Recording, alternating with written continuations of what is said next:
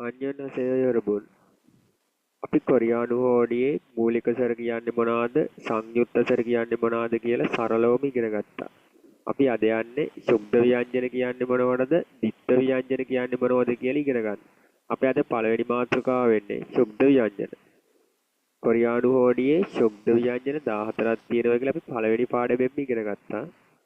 අපි මේ මොනවද කියලා උච්චාරණය කරලා ඉමු. ශුද්ධ ව්‍යංජන 14 කියන්නේ මොනවද කියලා උච්චාරණය කරලා බලමු. ක න ත ල ම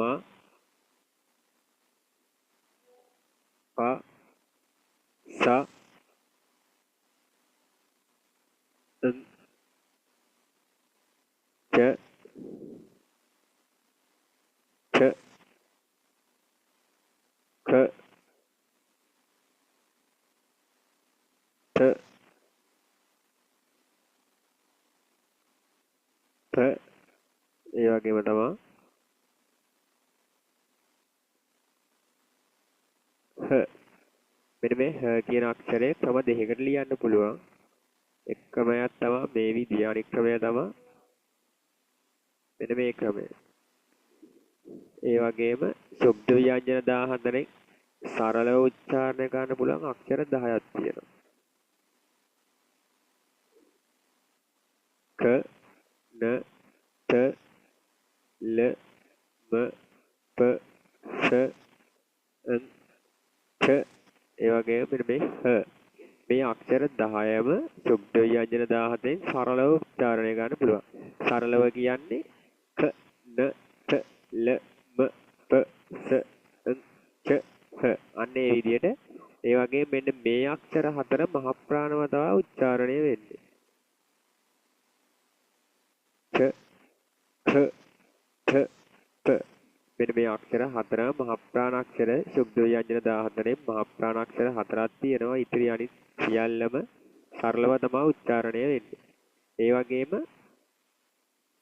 මේ සමහර අක්ෂර වලට අර්ථ දෙක ගන්න යනවා. ඒ කියන්නේ මෙන්න මේ කයන්නට ගා කියන අර්ථයත්, පයන්නට දා කියන අර්ථයත්, ලයන්නට රා කියන අර්ථයත්, පයන්නට බා කියන අර්ථයත්, ඡයන්නට ජා කියන අර්ථයත් අර්ථ ගන්නලා තියෙනවා. ඒ කියන්නේ එක අකුරකට අකුරු දෙක ගන්න තේරුම් යනවා. අපි ආයත අවසරයක් කියමු. ක න ත ල ම ප ස න් ච ಛ ඛ ථ ත හ අපි දැන් මේ ඉගෙන ගත්තේ කොරියානු හෝඩියේ ශුද්ධ ව්‍යංජන අක්ෂර ගැන. අපි ඊළඟට යමු දිත්ත ව්‍යංජන කියන්නේ මොනවද කියලා කතා කරන්න. දිත්ත ව්‍යංජන කියන්නේ මෙන්න මේ දිත්ත ව්‍යංජන කියන්නේ අකුරු දෙකක් ලියනවා එකක් සම්බන්ධ කරලා එක අකුරක් විදියට. මොකක්ද ඒ කියන්නේ?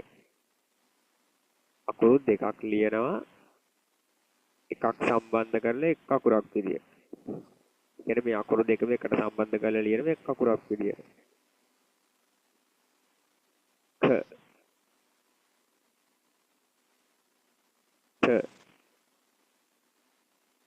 ස ක